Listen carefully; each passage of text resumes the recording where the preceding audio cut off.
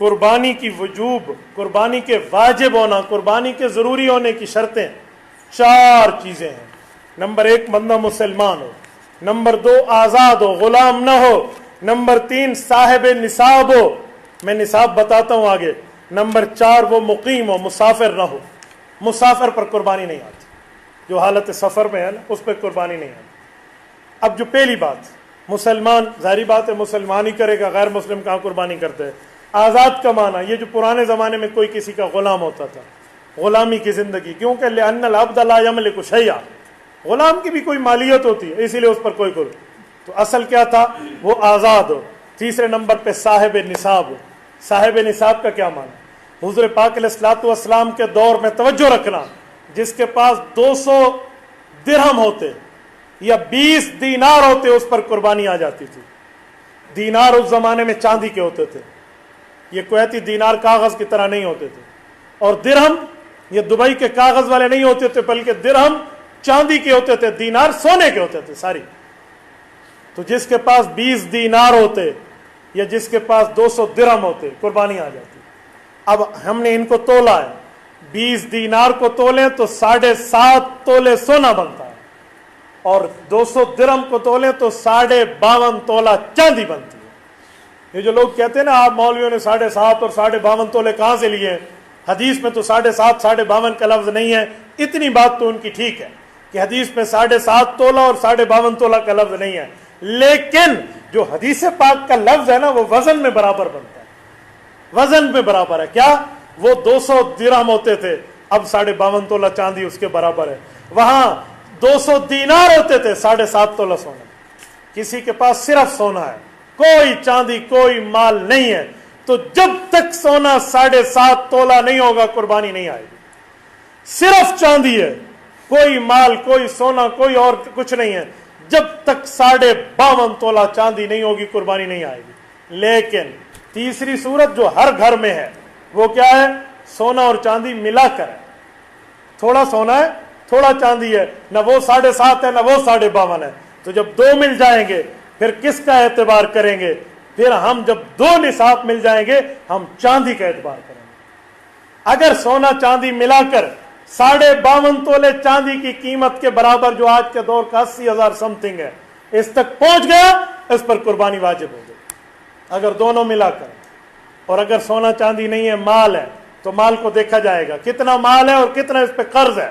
مثلاً ایک آدمی کے پاس 1,00,000 روپے ہے اور اس پر قرض 50,000 ہے، تو پیچھے بچا 50، 80,000 چاندی کا نصاب نہیں بنتا، اب اس پہ قربانی نہیں ہے۔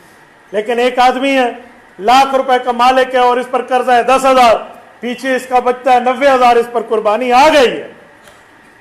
اسی طرح کوئی بندہ ہے جس بندے کے پاس 10,00,000 روپے ہیں اور اس کے اوپر 9,00,000 قرض ہے، 1,00,000 پھر بھی بچتا ہے نا، تو قربانی پھر بھی آ گئی۔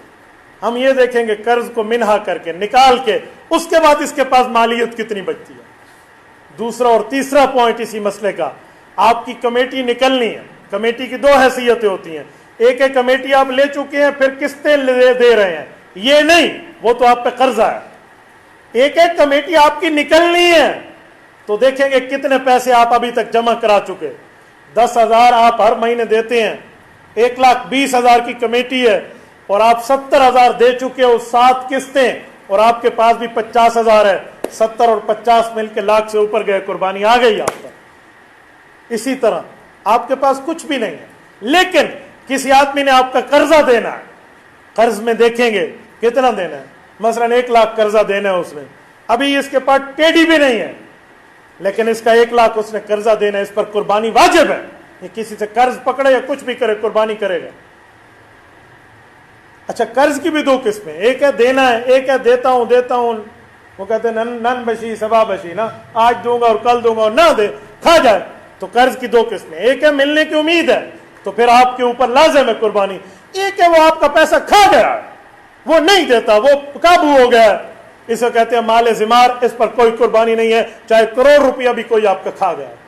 جیسے مزاربت والے، ہم مظلوموں کے پیسے کھا گئے ہیں، ہمارے مجمع میں بھی کئی بیٹھے ہوئے ہیں، مزاربت والے ان کے پیسے کھا گئے ہیں، 2-2 لاکھ 4-4 لاکھ 5-5 لاکھ ہے، اب وہ دیتے بھی نہیں ہیں، ان کو امید ہی نہیں ہے کہ ملنا ہے نہیں ملنا، تو میں نے کہا بابا یہ مال ذمار ہے، ہمیں تو اس کی امید ہی نہیں ہے، لہذا کیا ہم نے اس کا لینا دینا؟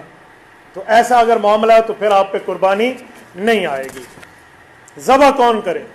ذبح کے بارے میں دو باتیں ذہن میں رکھیں، مسلمان ہو یا اہل کتاب ہو، یہ دونوں ذبح کر سکتے ہیں۔ مسلمان تو سمجھتے ہیں، اہل کتاب کون ہے؟ جو 100% تورات پر ایمان رکھتا ہو اور 100% انجیل پر ایمان رکھتا ہو۔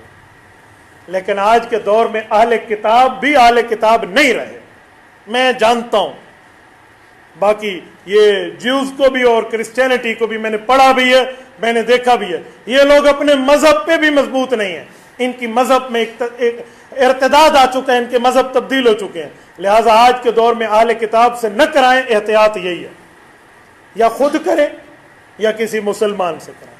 تبارك الذي نزل الفرقان على عبده ليكون للعالمين نذيرا